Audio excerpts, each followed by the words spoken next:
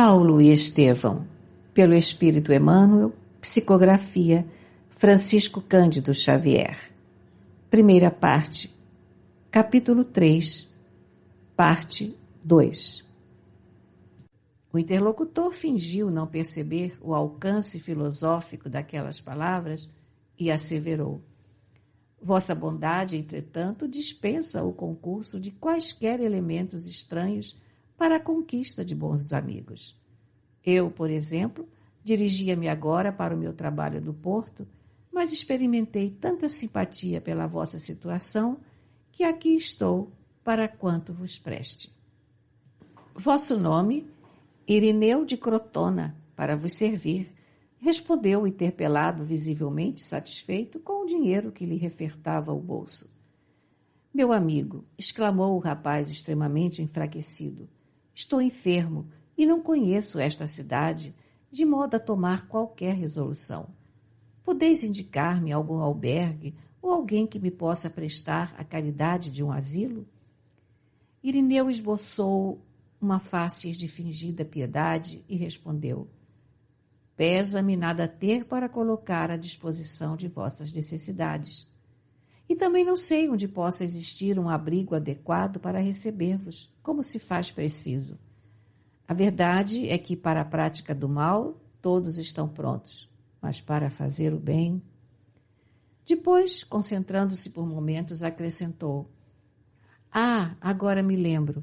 Conheço umas pessoas que vos podem auxiliar. São os homens do caminho. Mais algumas palavras e Irineu prontificou-se a conduzi-lo ao conhecido mais próximo, amparando-lhe o corpo enfermo e vacilante. O sol caricioso da manhã começava a despertar a natureza com os seus raios quentes e confortadores. Feita a reduzida caminhada por um atalho agreste, sustido pelo meliante arvorado em benfeitor, Gesiel parava à porta de uma casa de aparência humilde. Irineu entrou e de lá regressou com um homem idoso, de semblante agradável, que estendeu a mão cordialmente ao moço hebreu, dizendo: De onde vens, irmão? O rapaz admirou-se de tanta afabilidade e delicadeza num homem a quem via pela primeira vez. Por que lhe dava o título familiar reservado ao círculo mais íntimo dos que nasciam sob o mesmo teto? Por que me chamais irmão, se não me conheceis? Interrogou comovido. Mas o interpelado, renovando o sorriso generoso, acrescentava: Somos todos uma grande família em Cristo Jesus.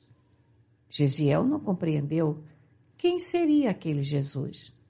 Um novo Deus para os que desconheciam a lei? Reconhecendo que a enfermidade não lhe dava ensanchas a cogitações religiosas ou filosóficas, respondeu simplesmente: Deus vos recompense pela generosidade da acolhida.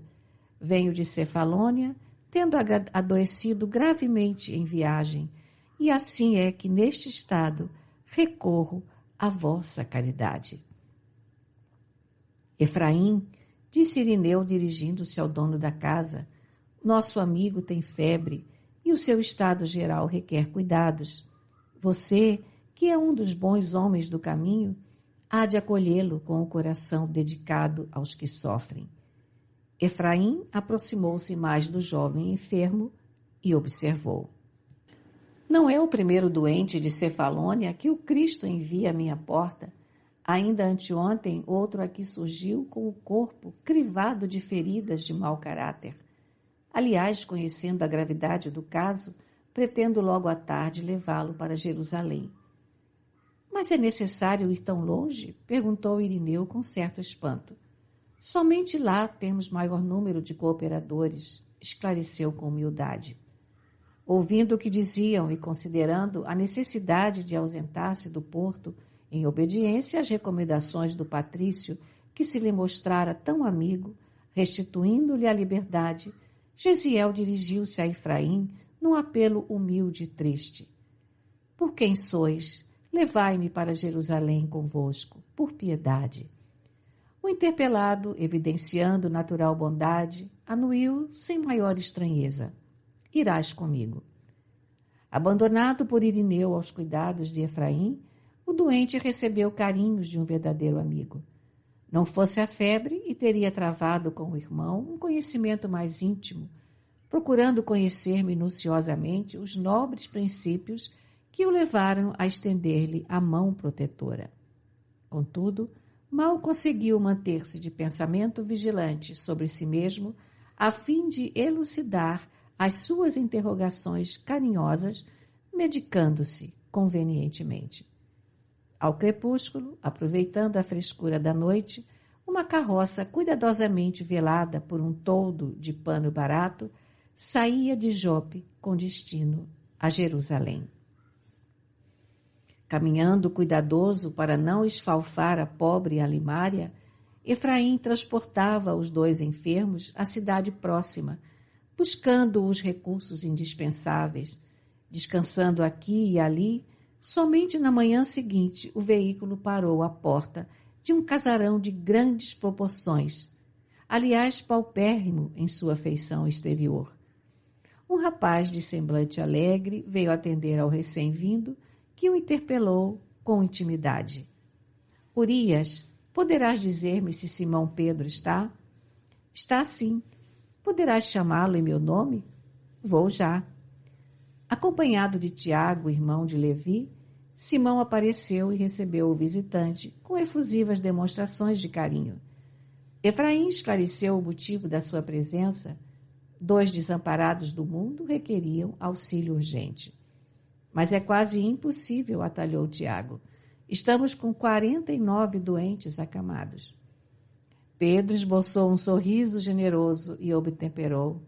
Ora, Tiago, se estivéssemos pescando, seria justo nos eximíssemos desse ou daquele dever que exorbitasse a esfera das obrigações inadiáveis de cada dia junto da família, cuja organização vem de Deus. Mas agora o Mestre nos legou o trabalho de assistência a todos os seus filhos, no sofrimento em especial. Presentemente, nosso tempo se destina a isso. Vejamos, pois, o que é possível fazer. E o bondoso apóstolo adiantou-se para recolher os 2 infelizes. Desde que viera do Tiberíades para Jerusalém, Simão transformara-se em célula central de grande movimento humanitarista. Os filósofos do mundo sempre pontificaram de cátedras confortáveis, mas nunca desceram ao plano da ação pessoal ao lado dos mais infortunados da sorte. Jesus renovara com exemplos divinos todo o sistema de pregação da virtude. Chamando a si os aflitos e os enfermos, inaugurara no mundo a fórmula da verdadeira benemerência social. As primeiras organizações de assistência ergueram-se com o esforço dos apóstolos ao influxo amoroso das lições do Mestre. Era por esse motivo que a residência de Pedro, doação de vários amigos do caminho, regurgitava de enfermos e desvalidos sem esperança. Eram velhos, a exibirem úlceras asquerosas, procedentes de Cesareia, loucos que chegavam das regiões mais longínquas, conduzidos por parentes ansiosos de alívio.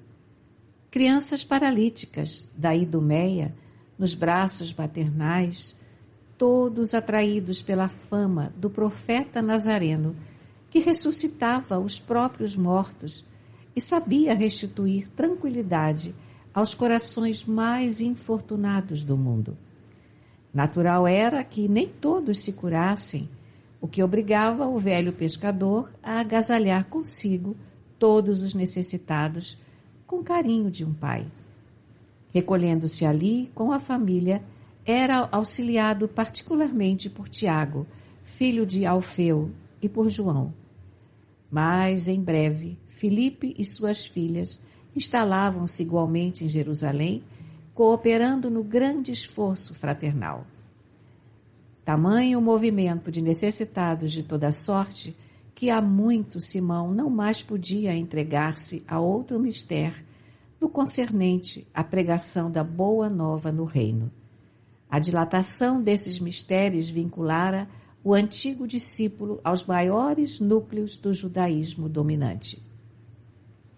Obrigado a valer-se do socorro dos elementos mais notáveis da cidade, Pedro sentia-se cada vez mais escravo dos seus amigos benfeitores e dos seus pobres beneficiados, acorridos de toda parte em grau de recurso supremo ao seu espírito de discípulo abnegado e sincero.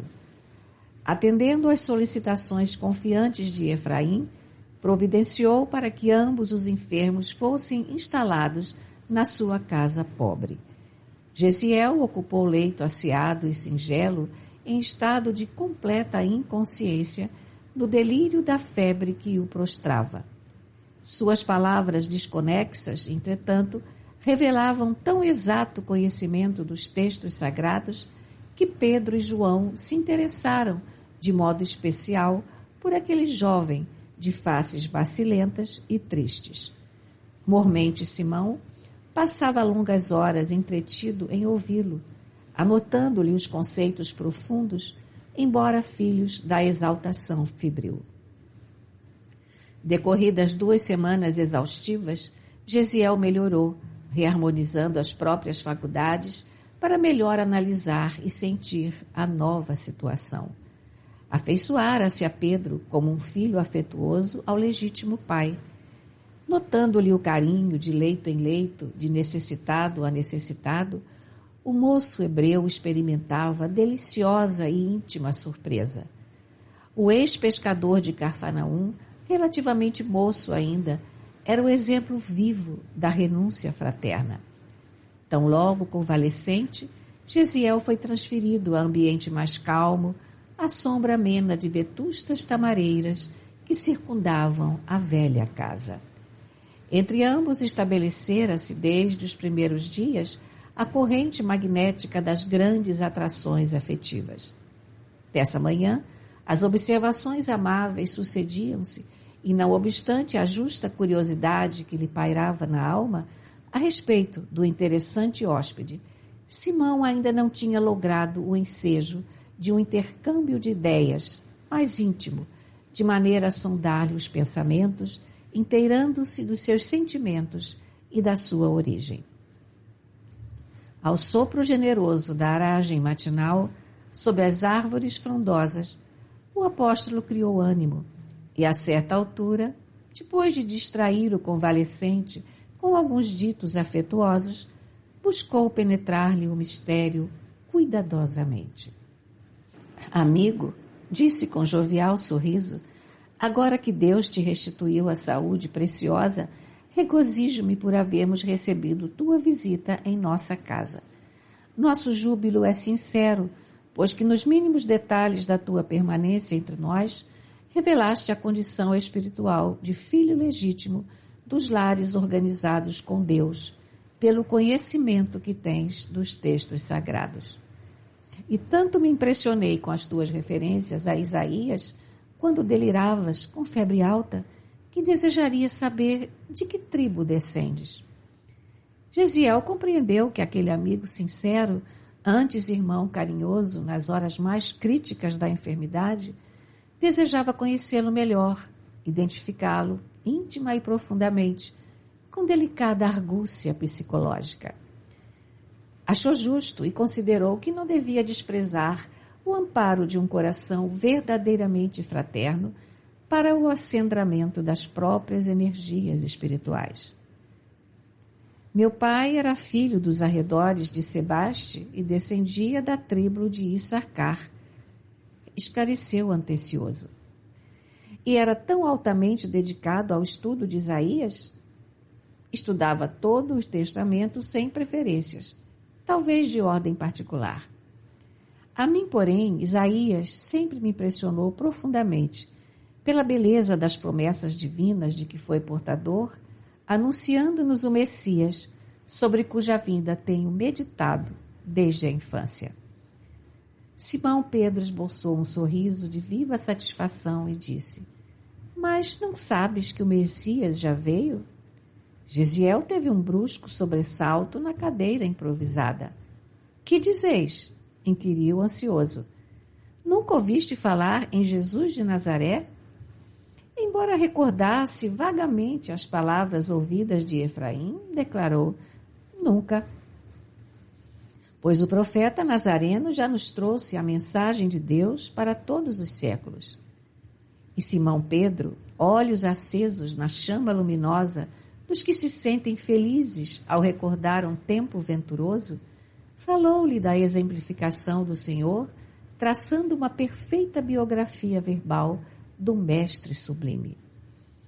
Em traços de forte colorido, lembrou os dias em que o hospedava no seu tugúrio à margem do Genezaré, as excursões pelas aldeias vizinhas, as viagens de barca de Cafarnaum aos sítios marginais do lago.